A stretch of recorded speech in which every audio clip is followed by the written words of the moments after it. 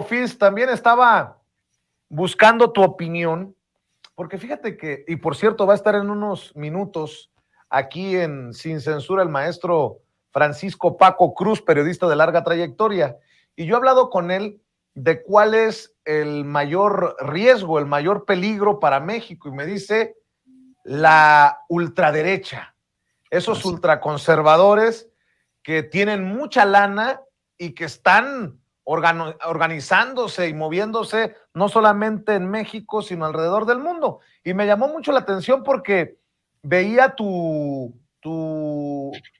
caricatura sobre esta señora, Lili Telles, que dice que no hay que tenerle vergüenza a representar una derecha moderna usando el mismo discurso de Vox, el partido franquista de España, y tú, por eso te digo que eres el mejor caricaturista de México, no, querido Rafa, ve nada más, qué chulada. Si no nos dan vergüenza García Luna ni el cártel inmobiliario, ¿por qué nos daría vergüenza decir que somos la ultraderecha? ¿Tú también ves como el mayor peligro para México el despertar o el revivir o el resucitar, no sé cómo le quieras poner, de la ultraderecha en nuestro país? Mira, México tiene muchos peligros. Uno de ellos es la ultraderecha de Estados Unidos, ¿no? Es decir, por supuesto que México tiene un suelo, pero la ultraderecha mexicana, por supuesto que representa un riesgo importante para nuestra nación. La ultraderecha mexicana es directamente heredera, ¿sí?, de una derecha que fue abiertamente fascista en la década de los 30. Es heredera de lo que son las lógicas golpistas del movimiento cristero. Es heredera de esta derecha que apoyó e impulsó el golpe de Estado de Victoriano Huerta. Es la derecha, además, que llamó al ejército francés a intervenir en nuestro país. Entonces, por supuesto que la ultraderecha mexicana ha estado en contra, es decir, tiene una historia horrible. Y por eso no hablan mucho de historia estos señores, porque su historia es muy fea. Ahora, yo sí creo que hay un resurgimiento importante de la ultraderecha en absolutamente todo el planeta. En todo el planeta hay una crisis importante y en esta crisis importante hay un resurgir fuerte de los grupos de ultraderecha. Y por supuesto que en España, pues, bueno, ves el caso de Marine Le Pen en Francia, en fin, el caso del batallón Azov en Ucrania, en fin, y en España, la ultraderecha española, la ultraderecha franquista, está teniendo un revival muy importante.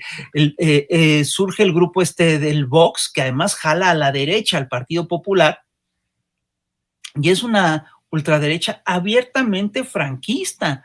Y al decir franquista, tenemos que decir que es claramente fascista. Es una derecha con ligas muy importantes con esta derecha mussoliniana y hitleriana de la década de los 30. Entonces, por supuesto que este discurso es un discurso muy violento y es un discurso que hay que tomar muy en serio. Yo estoy convencido, entre otras cosas, de que esta derecha, ¿sí?, es una derecha a la que es antiderechos humanos. Es decir, ¿cuáles son las causas que reivindican? Son las que, por ejemplo, dicen, estamos por la familia. ¿Qué hay detrás del decir que están por la familia? Quiere decir que están en contra de los derechos de la comunidad LGBT+, quiere decir que están en contra de los derechos que se han ganado las mujeres con luchas duras durante las últimas décadas en América Latina, en México particularmente. Están en contra de todo. Pero fíjate, es una ultraderecha que casi siempre tiene vínculos con sectores poco presentables. Caso concreto, el caso del cártel inmobiliario. Caso concreto, el caso de Felipe Calderón y de Genaro García Luna. Entonces, estamos hablando de una derecha que se maneja con una doble moral que es inaceptable. Por un lado, se dicen los defensores de los valores de Occidente, del cristianismo, del y por el otro lado, es una derecha profundamente corrupta. Entonces, sí estamos viendo, ¿sí?, el avance o el surgimiento de una derecha sumamente peligrosa. Ahora, yo también te quiero decir algo. Cada país tiene su historia. La derecha en México tiene su propia historia. La derecha fascista nunca llegó a gobernar, nunca llegó a tener, nunca llegó a ser gobierno en tiempos de auge del fascismo. Es un hecho que la derecha sí llegó al poder en tiempos de la era neoliberal, porque el neoliberalismo sí, claramente fue un proyecto contrarrevolucionario y un proyecto ultraderechista a muchos niveles. Pero en México sí hay una tradición liberal muy importante. Este es un país en el cual cuando la derecha saca sus banderas y se exhibe tal como es, no es bien recibida. Es decir, esto ocurre, fíjate, en México y ocurre en otras naciones, pero no en muchas. En Chile esto no ocurre. En Chile la derecha se exhibe, se radicaliza, se exhibe y encuentra apoyo social. Lo mismo ocurrió en Brasil, lo mismo ocurre en otras latitudes. En México es muy difícil que lo encuentre, ¿no?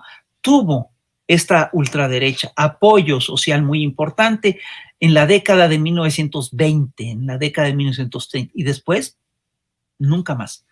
Entonces, pues necesitamos, por supuesto, que pues recordar cuando nos surge un brote, un fervorín ultraderechista como el que manifestó el otro día la señora Lili Téllez, pues tenemos, entre otras cosas, que recordar qué es la derecha, cómo ha funcionado la derecha en México, y tenemos que sacar adelante lo que han sido las luchas del pueblo de México contra esta ultraderecha.